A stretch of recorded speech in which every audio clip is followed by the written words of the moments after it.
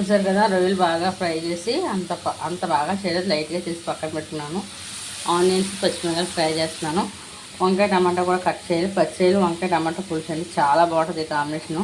Try చేయండి ఒకసారి. చూసారు కదా, వంకాయ టమాటా పచ్చిమిరపకాయ ఉల్లిపాయ కూడా బాగా ఫ్రై చేసుకుంటున్నాను నేను ఈ విధంగాను. చూసారు కదా, ఉల్లిపాయ పచ్చిమిరపకాయ టమాటా బాగా వేగిపోయినాయి. రొయ్యలు కూడా వేసేసుకున్నాను. కూర తగినంత కారం కూడా వేసేసుకుని కొంచెం చిన్న నిమ్మకాయ అంత చింతపండు వేసుకుంటానండి. ఆల్రెడీ మనం పులుపు వేసుకున్నాం కదా టమాటా. వాటర్ కూడా యాడ్ చేసాను. మీరు పులుసు తీసుకుని వేసుకోవచ్చు, ఇలా కూడా వేసేసుకోవచ్చు. చాలా అంటే చాలా బాగుంటుంది, ట్రై చేయండి. పచ్చిరొయ్యల కర్రీ కదా.